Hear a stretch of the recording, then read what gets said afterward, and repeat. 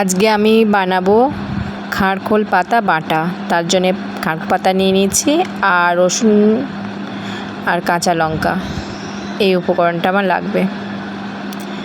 এটা জঙ্গলে হয়, কিন্তু ভালো করে ধুয়ে নিতে হবে। 4-5 বার আমি ধুয়ে নিয়েছি, কুচিয়ে নেব। এবার চলে যাব গ্যাসের ওভেনে। আমি কড়াই নিচ্ছি, কড়াইয়ের মধ্যে 2 দশান সর্ষের তেল নিয়েছি। এবার তেলের মধ্যে দিয়ে দেবো কালো জিরে।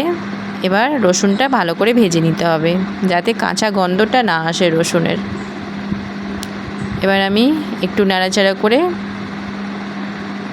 ভালো করে এপিট ওপিট ভেজে নিচ্ছি।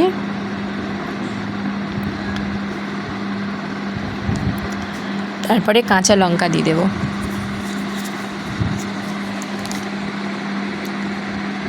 আমি এরপর কাঁচা লঙ্কা দিচ্ছি। কাঁচা লঙ্কাটা একটু নাড়াচাড়া করে নিয়ে আমি এবার খারখোল পাতা কুচোটা দিয়ে দেবো কড়াইয়ে।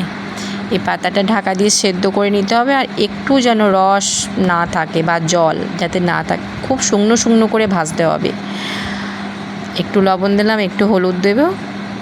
আর যারা প্রথম খাবেন তারা যেন একটু লেবুর রস দিলে খুব ভালো হয়, তাহলে গলা চুলকাবে না।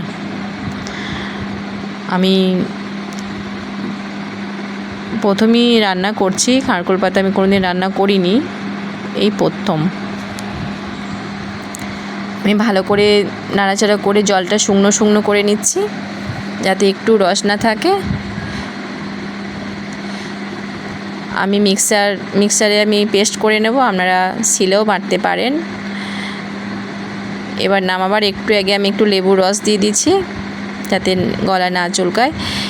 এবার আমি একটা পাত্রে ঢেলে নিয়ে ঠান্ডা করে নিচ্ছি। ঢেলে নিয়ে ঠান্ডা করে এবার মিক্সারে আমি পেস্ট করে নেব।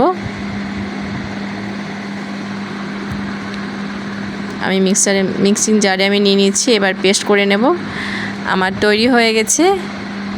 আজকের মতো বিদায় নিচ্ছি, আবার ফিরে আসবো অন্য রেসিপি নিয়ে।